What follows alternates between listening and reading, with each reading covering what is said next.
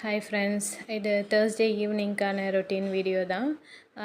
நான் சாட்டர்டே இப்போ தான் போஸ்ட் பண்ணுறேன்.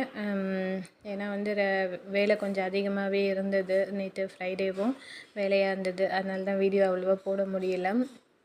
இன்றைக்கி தான் தேர்ஸ்டேவே எல்லா எல்லா க்ளீனிங் ஒர்க்கும் வச்சுப்பேன். ஏன்னா வெள்ளிக்கிழமை பூஜை பண்ணணுன்னு சொல்லிட்டு தேர்ஸ்டே தான் பூஜை ரூமு, அதுக்கப்புறம் மாப் அடிக்கிறது, அதுக்கப்புறம் இந்த கதவுங்களாம் இருக்குது இல்லைங்களா, டோர்ஸ் எல்லாம் அன்றைக்கி தான் க்ளீன் பண்ணுற வேலை வச்சுப்பேன். அதுதான் பண்ணிகிட்ருக்கேன். ஸோ அதுக்கு முன்னாடி ஹஸ்பண்டுக்கு ஒரு டீ மட்டும் வச்சு கொடுத்துடலாம் அப்படின்னு சொல்லிட்டு காஃபி தான் போட்டுட்ருக்கேன். எப்போவுமே டீ தான் குடிப்பார். சம்டைம்ஸ் என்ன காஃபி கேட்பார். அதனால் காஃபி போட்டு கொடுத்துட்ருக்கேன். எனக்கும் டீ போடுறத விட காஃபி போடுறது தான் ஈஸியாக இருக்கும். பாலை சுட பண்ணி அப்படியே ஊற்றிடலான்ட்டு. எப்போவுமே டீ கேட்டார்னா, காஃபி வேணுமான்னு கேட்டானா சரி ஓகே அப்படின்னிடுவார். சரி தான் காஃபி போடுறேன். இன்றைக்கி நாட்டு சக்கரை தீந்துருச்சு. கொஞ்சம் டிமார்ட்டுக்கு போகிற வேலை இருக்குது. அதனால் லிஸ்ட்டெல்லாம் கொஞ்சம் எழுதி வச்சுருக்கேன். அது போய் வாங்க வேண்டியது இருக்குது. அதனால் வெள்ளை சர்க்கரையே போட்டுக்கோ.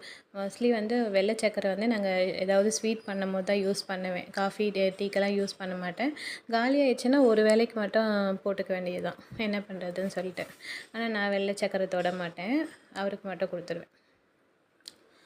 அதுக்கப்புறம் அது முடித்ததுக்கப்புறம் நானும் ஒரு காஃபி வச்சு குடிச்சிட்டேன். நான் சர்க்கரை எதுவுமே போடலை, அப்படியே தான் குடித்தேன். ஃபஸ்ட்லாம் சர்க்கரை போடாமல் என்ன சொல்கிறது, நாட்டு சர்க்கரை கூட போடாமல் குடிக்க பிடிக்காது. அது ஒரு கொஞ்ச நாள் பழகுனதுக்கப்புறம் செட் ஆகிடுச்சு எனக்கு. அந்த மாதிரி நாட்டு சர்க்கரையும் போடாமல் குடிக்கிறது ஒரு ஒரு மாதிரி தான் தெரிஞ்சது. ஓகே, அந்த என்ன சொல்கிறது, அதுவே நம்மளுக்கு பிடிச்ச மாதிரி இருக்குது. சரி இதுவே நல்லது தான் சொல்லிட்டு அதே பழகிக்கிட்டேன்.